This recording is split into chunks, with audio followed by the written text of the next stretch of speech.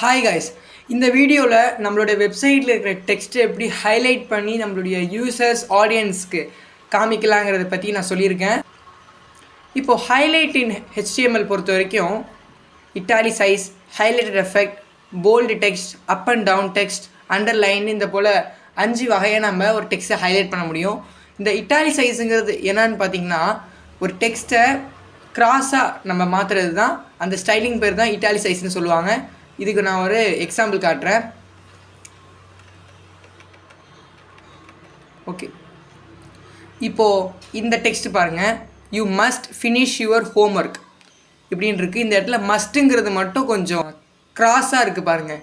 இந்த போல் நம்ம ஒரு சென்டென்ஸ்லேயோ ஒரு பேராகிராஃப்லேயோ இருக்கிற ஒரு குறிப்பிட்ட டெக்ஸ்ட்டை, இல்லைனா அந்த பேராகிராஃப் ஃபுல்லாகவே இம்பார்ட்டண்டான பட்சத்தில் இந்த போல் நம்ம கிராஸாக மாற்றுறதுக்கு தான் நம்ம யூஸ் பண்ணுறது தான் இட்டாலிசைஸ். இந்த இட்டாலிசைஸில் நிறைய டேக்ஸ் இருக்குது.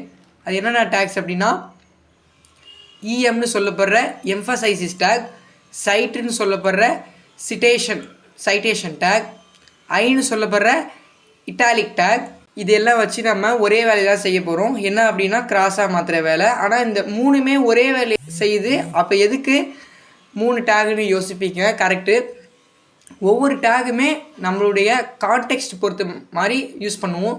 ஃபஸ்ட்டு இந்த பேராகிராஃப் எடுத்துக்கோங்க. இதில் மஸ்ட்டுங்கிறது கண்டிப்பாக செஞ்சாகணுங்கிற அந்த எம்ஃபசைஸ் பண்ணுது, ஸ்ட்ரெஸ் பண்ணுது, அதனால் இஎம் டேக்.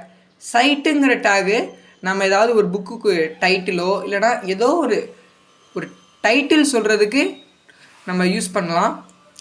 ஐங்கிற இந்த இட்டாலிக் டேகு இப்போ நான் சொன்ன இந்த 2த்துக்குமே காமனாக யூஸ் பண்ணலாம். டக்குன்னு நம்ம யூஸ் பண்ணோம் அப்படின்னா யோசிக்காமல் இந்த ஐங்கிற டேக் போட்டு யூஸ் பண்ணிக்கலாம். இது எல்லாமே சிமாண்டிக் டேக்ஸ்.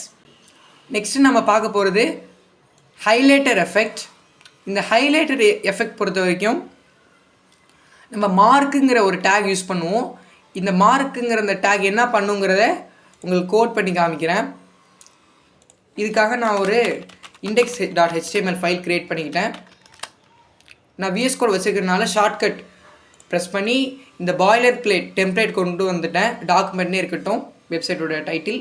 இப்போ நம்ம மார்க் டேக் பார்க்குறதுக்கு முன்னாடி, நான் இதுக்கு முன்னாடி சொன்னேன் இல்லையா, அந்த ஐங்கிற டேகு, அப்புறம் சைட்டுங்கிற டேகு, அதுக்கப்புறம் இஎம்ங்கிற இந்த டேக், இந்த 3 டேகையுமே ஒரே வேல்யூ நான் இப்போ கொடுக்க போகிறேன். வேல்யூன்னு கொடுத்துக்கிறேன். இப்போ இந்த 3த்துக்கான அந்த அவுட்புட்மே ஒன்றா வரும் பாருங்கள். இங்கே பாருங்கள், வேல்யூன்னு இந்த 3 வேல்யூமே ஒரே லைனில் வந்திருக்கு. அதுக்கப்புறமா அந்த 3மே ஒரே மாதிரி கிராஸாக வந்திருக்கு சிமாண்டிக்காக. நான் சொன்ன மாதிரி 3மே ஒரே டேக்ஸ் தான். நம்மளோட கான்டெக்ஸ்ட் ஏற்ற மாதிரி நம்ம யூஸ் பண்ணுவோம். நெக்ஸ்ட்டு இப்போ மார்க் டேக் பற்றி பார்க்கலாம். மார்க் டேக்கில் வந்துட்டு திஸ் இஸ் வெரி இம்பார்ட்டண்ட் அப்படின்னு நான் டெக்ஸ்ட்டு கொடுத்துட்டு ரன் பண்ணுறேன். பார்த்தீங்கன்னா இந்த டெக்ஸ்ட்டுக்கு பேக்ரவுண்டில் நம்ம எப்படி ஒரு ஹைலைட்டர் வச்சு ஹைலைட் பண்ணால் புக்லேயோ பேப்பர்லேயோ இருக்குமோ அதே மாதிரி வந்திருக்கு பாருங்கள், எல்லோ கலரில். இந்த கலர் நம்மளால் மாற்ற முடியாது, இப்படி தான் இருக்கும். ஸோ இதுதான் இந்த மார்க் டேக் பண்ணுற வேலை. அதுக்கப்புறமா நெக்ஸ்ட்டு நம்ம போல்டு டெக்ஸ்ட் பற்றி பார்க்கலாம். இந்த போல்டு டெக்ஸ்ட்டுக்கு நம்ம 2 டேக் யூஸ் பண்ணலாம். ஒன்று பிங்கிற டேகு, இன்னொன்று ஸ்ட்ராங்குங்கிற டேகு. அது என்னது, அதோட யூசர்ஸ் அதை நான் ப்ராக்டிக்கலாக உங்களுக்கு செஞ்சு காமிக்கிறேன். பிங்கிற அந்த டேகு என்ன பண்ணுன்னா, போல்டு ஆகும் டெக்ஸ்ட்டை. ஃபார் எக்ஸாம்பிள் ஸ்கூலிங் அப்படின்னு நான் ஒரு வார்த்தை போடுறேன். அப்புறம் ஸ்ட்ராங் அந்த டேக்லேயும் இதே வேல்யூ போட்டு ரன் பண்ணுறேன். பாருங்கள், 2த்துக்குமே ஒரே மாதிரி தான் அவுட்புட் வந்திருக்கு. நான் சொன்ன மாதிரி இதுக்குமே உங்களுடைய கான்டெக்ஸ்ட் பொறுத்த மாதிரி மாறும். இப்போ பிங்கிற டேக் பார்த்தீங்கன்னா, நமக்கு சும்மா சாதாரணமாக ஒரு டெக்ஸ்ட்டை போல்டு ஆக்கணுங்கிற நேரத்தில் போடுவோம். ஸ்ட்ராங்குங்கிறது நம்ம எம்ஃபசைசிஸ் பண்ணுற நேரத்தில் ஸ்ட்ராங்குங்கிற அந்த டேக் போடுவோம், ரொம்ப எம்ஃபசைசிஸ் பண்ணுற நேரத்தில். இதுக்கப்புறமா அப் அண்ட் டவுன் டெக்ஸ்ட். இது என்னன்னு பார்த்தீங்கன்னா ஒன்றும் இல்லை. இப்போது H2O அப்படிங்கிற அந்த வாட்டரோட ஃபார்முலா நம்ம எடுத்துக்கலாம். H2 பக்கத்தில் இருக்கிற இந்த 2 கீழே வரும். கரெக்டாக நம்ம இப்படி H2Oன்னு எழுத மாட்டோம். ஹெச் போட்டு 2ங்கிறது ஹெச்சுக்கு கீழே இங்கே போட்டுட்டு தான் ஓன்னு எழுதுவோம். ஸோ நம்ம அது பண்ணுறதுக்கு தான் இந்த டேக்ஸ்லாம் யூஸ் பண்ண போகிறோம். என்னென்ன டேக் அப்படின்னா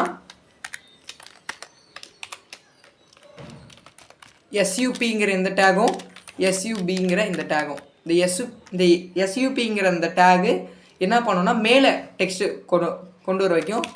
இதுக்கு நான் என்ன பண்ணுறேன்னா ஒரு ஸ்பேன் டேக் போடுறேன். ஸ்பேன் டேக்னா என்னங்கிறது என்னோடய ப்ரீவியஸ் வீடியோவில் இருக்குது. சிம்பிளாக சொல்லணும் அப்படின்னா இதெல்லாம் ஒரு பேராகிராஃப், அதாவது ஒரு குட்டி டெக்ஸ்ட்டை வர வைக்கிறதுக்கான டேக். இப்போ இதுக்குள்ளார ஹெச் போட்டேன், ஓவும் போட்டேன், நடுவில் 2 வரணும். அந்த 2 வந்துட்டு எனக்கு எப்படி வரணும் அப்படின்னா கீழே வரணும். அப்போது இந்த SUPங்கிற இந்த டேக் இருக்கட்டும். ஃபஸ்ட் நான் அந்த SUP டேக் பற்றி உங்களுக்கு எக்ஸ்பிளைன் பண்ணிடுறேன். கரெக்டாக க்ளோஸ் பண்ணிக்கலாம்.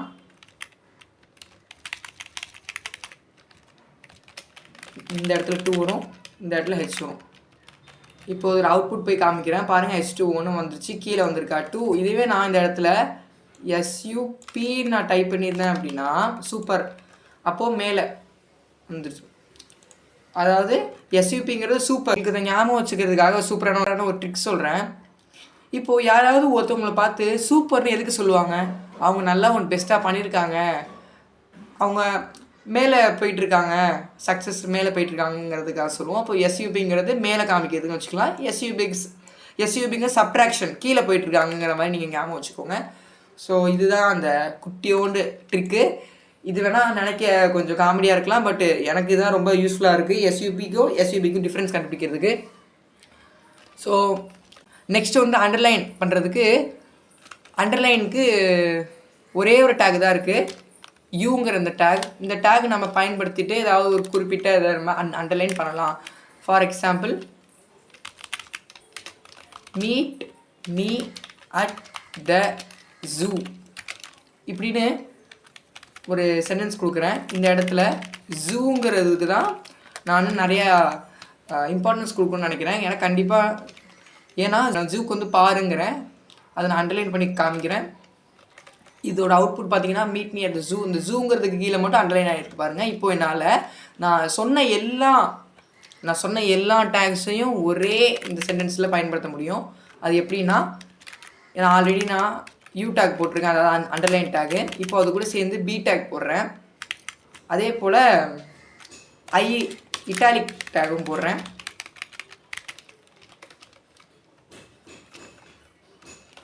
இப்போ பார்த்தீங்கன்னா வித்தியாசமாக இருக்குது பாரு அவுட்புட். இந்த போல் நம்மளுக்கு தேவையானது மாதிரி கூட போட்டுக்கலாம். இப்போ இந்த போட்டது தான், டேக் போட்டது தான் கொஞ்சம் வித்தியாசமாக படிக்க முடியாத மாதிரி இருக்குது. நீங்கள் இந்த போல் ஒரு டேக் நீங்கள் ட்ரை பண்ணி பாருங்கள். ஸோ இதுதான் ways of highlighting text in HTML guys. I hope நான் இப்போ சொல்லிக் கொடுத்த இந்த டேக்ஸ் எல்லாம் உங்களுக்கு யூஸ்ஃபுல்லாக இருக்கும்னு நம்புகிறேன். நீங்களும் இந்த டேக்ஸ் எல்லாம் சைட் பை சைட் நீங்கள் ப்ராக்டிஸ் பண்ணி பாருங்கள். உங்கள்கிட்ட லேப்டாப், டெஸ்க்டாப் இருக்கும் பட்சத்தில் என்னை போல் VS கோடில் செஞ்சு பாருங்கள், ஒர்க் அவுட் பண்ணி பாருங்கள்.